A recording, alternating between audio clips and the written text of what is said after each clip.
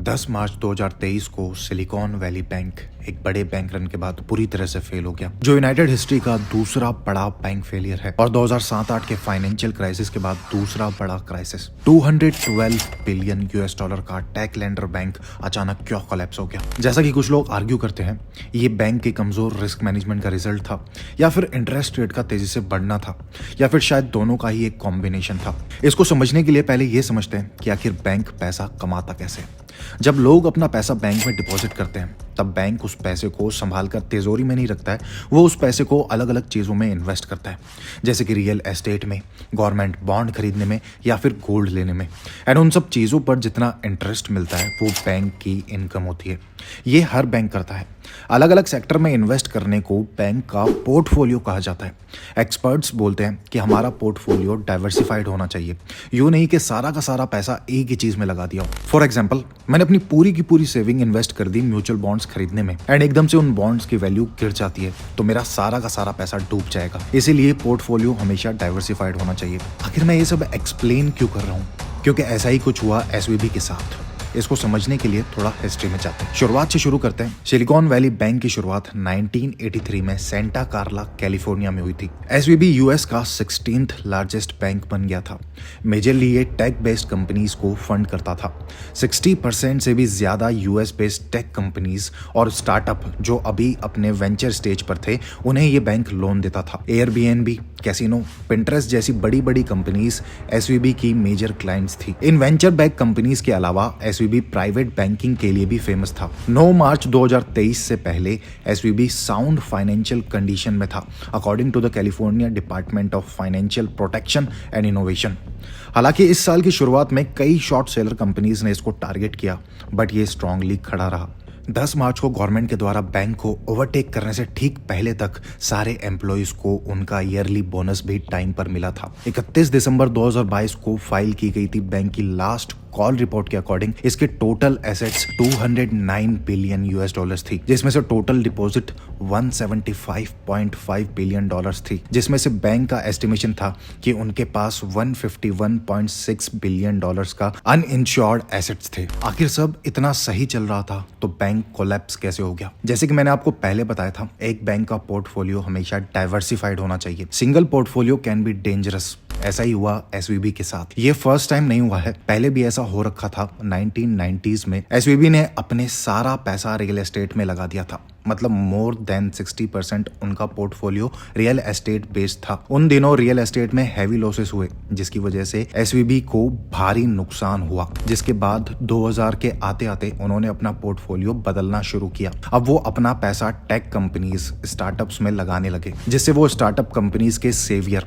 And इकलौते trusting bank बन गए थे। इंडिया के भी कई स्टार्टअप्स के वो इनिशियल इन्वेस्टर रह चुके हैं, जैसे कि कार वाले, नापतोल, ब्लू स्टोन जैसी कंपनीज। एंड देखते ही देखते एसवीबी यूएस की 16th लार्जेस्ट बैंक बन गई। 2021 में ड्यूरिंग पैंडेमिक टेक सेक्टर बहुत तेजी से बढ़ा, जिसको देख बहुत से इन्वेस्टर्स इन स्टार्टअप्स में इन्वेस्ट करने लगे, क्योंकि पूरा वर्ल्ड लॉकडाउन में था, सिर्फ टेक्नोलॉजी बेस्ड चीजें चल रही थी, जिससे टेक सेक्टर काफी ग्रो हुआ एंड प्रॉफिट मार्जिन इस सेक्टर में बढ़ गए थे, जिसको देख investors started putting money in this companies. इतना पैसा आने के बाद इन स्टार्टअप कंपनीज ने अपना पैसा एसवीबी बैंक में डिपॉजिट किया, ताकि बाद में वो इस पैसे का इस्तेमाल कर सके। मार्च 2020 में बैंक में deposited amount 62 billion US dollar था। वो बढ़कर मार्च 2021 में 124 बिलियन यूएस डॉलर्स हो गया, मतलब 100% इंक्रीज। जब एसवीबी के पास इतना पैसा आने लगा तो they thought to invest all the money in government bonds. फिर से वही एक पुरानी गलती, सारा का सारा पैसा एक ही चीज में लगा दिया। उन्होंने अपना मेजर पैसा गवर्नमेंट ट्रेजरी बॉन्ड खरीदने में लगा दिया, ये सोच के कि बाद में हाई रिटर्न ऑफ इन्वेस्टमेंट मिलेगा। बट 2022-23 के आते आते यूरोप एंड यूएसए में इन्फ्लेशन बढ़ गया, ग्लोबल रिसेशन की सिनेरियो आ गए, जिसका मेजर कारण रशिया यूक्रेन वॉर भी है। ये मैंने एक्सप्लेन किया है अपने ग्लोबल रिसेशन वाली वीडियो में, जिसका लिंक मैंने नीचे डिस्क्रिप्शन बॉक्स में दे दिया है, आप वो वीडियो भी देख सकते हैं। चलिए आते हैं अपने टॉपिक पर। इस बढ़ते इन्फ्लेशन को देख गवर्नमेंट ने इंटरेस्ट रेट बढ़ा दिया, जिसकी वजह से उन ट्रेजरी बॉन्ड्स की वैल्यू गिर गई। इंटरेस्ट रेट बढ़ने की वजह से लोगों ने अपना पैसा एसवीबी बैंक में जमा किया था जो उसे विड्रॉल करने लगे ताकि वो अपनी नीड्स फुलफिल कर सके। इंटरेस्ट रेट बढ़ने से स्टार्टअप्स ने अपने वेंचर कैपिटलिस्ट से पैसा लेना बंद कर दिया एंड खुद का जो डिपॉजिटेड अमाउंट था वो निकालना स्टार्ट किया। पर एसवीबी के पास तो पैसा था ही नहीं, उसने तो सारा पैसा बॉन्ड खरीदने में लगा दिया था। ऐसे में एसवीबी की हालत पतली होती गई। उसी दौरान अप्रैल 2022 में उनके चीफ रिस्क ऑफिसर ने रिजाइन रख दिया था एंड जनवरी 2023 तक उनके पास कोई सक्सेसर नहीं था। तो कोई मैनेजमेंट को बताने के लिए ये था ही नहीं कि कैसे इस सिचुएशन को डील किया जाए। एंड बैंक को ये भी डर था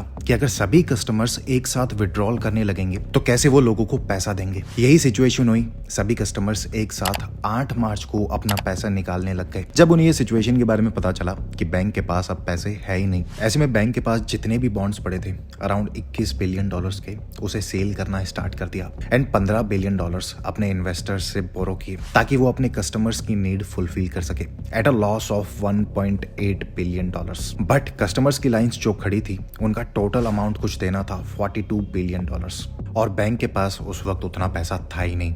तो उस सिचुएशन में 10 मार्च को California Department of Financial Protection and innovation ने एसवीबी को सीज कर दिया एंड उसको एफडीआईसी के अंडर प्लेस कर दिया। यूएस प्रेसिडेंट जो बिडेन ने एक स्टेटमेंट दिया कि जिन भी लोगों का पैसा उसमें फंसा हुआ है उन्हें मिल जाएगा। हर कंट्री का एक इंश्योरेंस अमाउंट होता है जब भी कोई बैंक क्रैश होता है, तो यूएस में ये अमाउंट है $2.5 लाख। बट उनकी सरकार ने उन्हें बोला कि चाहे आपका अमाउंट इंश्योर्ड हो या ना हो उन्हें पैसा मिल जाएगा, पर सरकार इतना पैसा लाएगी कहां से। तो इस पे सिक्सर मारा जो बिडेन ने। उन्होंने ऑर्डर दिया है फेडरल रिजर्व को और पैसा छापने का, मतलब कुछ भी। अगर यूं ही पैसा छापेंगे तो मार्केट में पैसा बढ़ेगा बट रिसोर्सेस लिमिटेड ही रहेगी, जिससे चीजों के प्राइस बढ़ेंगे, जिससे इसका सीधा रिजल्ट होगा इंक्रीज इन इन्फ्लेशन, जो कि कारण बनेगा ग्लोबल रिसेशन का। यूनाइटेड स्टेट वर्ल्ड की लार्जेस्ट इकोनॉमी है जो कि दूसरी कंट्रीज से कनेक्टेड है। डॉलर एक इंटरनेशनल करेंसी है, इसलिए अगर यूएस में इन्फ्लेशन बढ़ेगा तो इसका असर सब पर होगा, इवन इंडिया पर भी। तो दोस्तों कैसी लगी आपको आज की ये वीडियो? अगर अच्छी लगी तो प्लीज चैनल सब्सक्राइब जरूर कर दें। चलिए मिलते हैं नेक्स्ट वीडियो में, तब तक के लिए ध्यान रखिए। धन्यवाद।